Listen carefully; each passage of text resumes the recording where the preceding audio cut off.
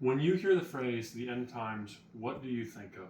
Do you think of some global catastrophe in our future coming to destroy the world and create a new one? Or do you think of the destruction of the temple in 70 AD? Now, depending where you line up on that spectrum largely depends on how you understand Matthew chapter 24. Now, for myself, I fall into that second category, which is called partial preterism, which views Matthew chapter 24 and other passages as largely referring to the destruction of Jerusalem in 70 AD. Now, I don't have time today to go through every single verse of Matthew 24. That would take hours and hours, and I wish we could do that. What I would like to do to try and convince you that partial preterism is at least reasonable is I want to look at the context within Matthew leading up to chapter 24, as well as the first couple of verses, and then unpack one of the common arguments used against preterism and why it's actually not a good argument against it. So with that in mind, let's hop right in. Now, the context for Matthew chapter 24 is, believe it or not, Matthew chapter 23. Now, in Matthew chapter 23, Jesus is in the temple and he is just going after and lambasting the Pharisees and the scribes and all the Jewish leaders who are hypocrites, who are not faithful, and who are persecuting him and ultimately will persecute the church after him. In his sermon, The End of the World and the Truth, Jeff Durbin talks about how 23 sets up chapter 24.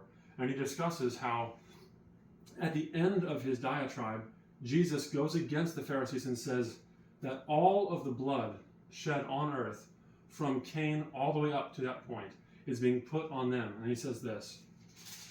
He says, "Upon you may fall the guilt of all the righteous blood shed on earth, from the blood of righteous Abel to the blood of Zachariah, the son of Berechiah, whom you murdered between the temple and the altar. Truly I say to you, all these things will come upon this generation."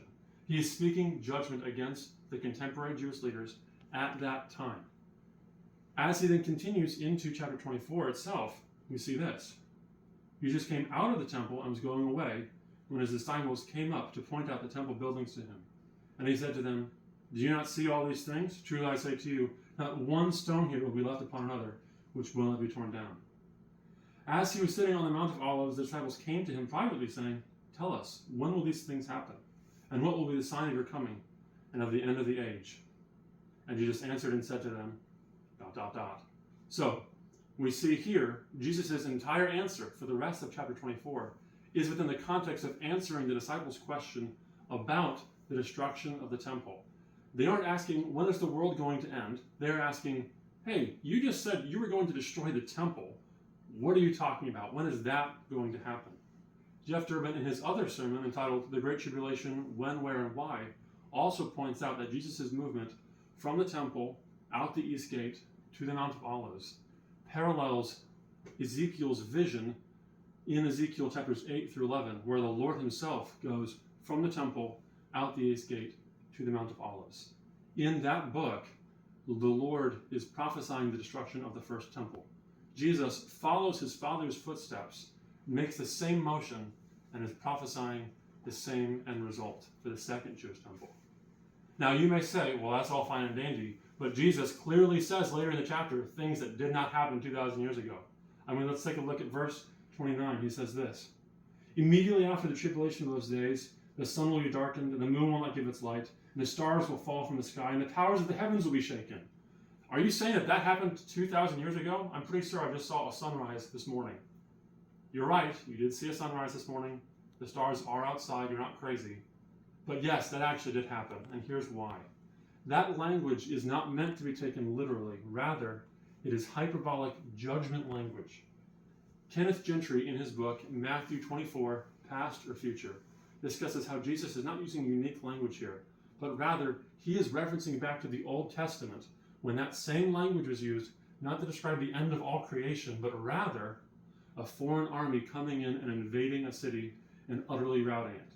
For example, in Isaiah 13, verse 10, the Lord is prophesying judgment on Babylon, coming by the hands of the Medes invading and destroying them. And he says this in chapter 13, verse 10.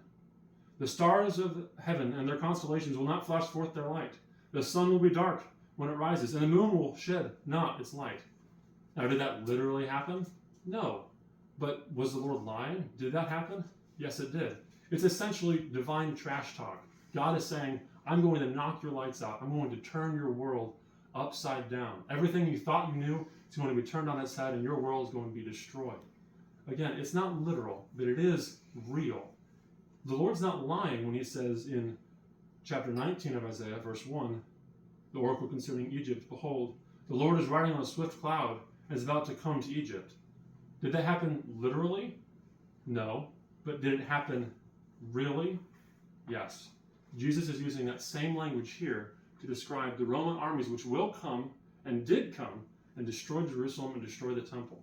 He is using the same language that his Father used because he is sending the same message that his Father has sent. Now, as we come to the conclusion here, I have no illusions that I can convince you to completely change your entire theological framework in 6 minutes. That's just not possible. And if it was, it means you didn't fully understand what you believed before anyway. But what I would want you to do is, as you're listening to this, I hope that it just piques some curiosity in your mind. I would encourage all of you, go back, listen to Matthew again, especially Matthew 24, and see if this new framework makes sense to you. And if it does, I would encourage you to just continue prodding and searching after the truth. Thank you.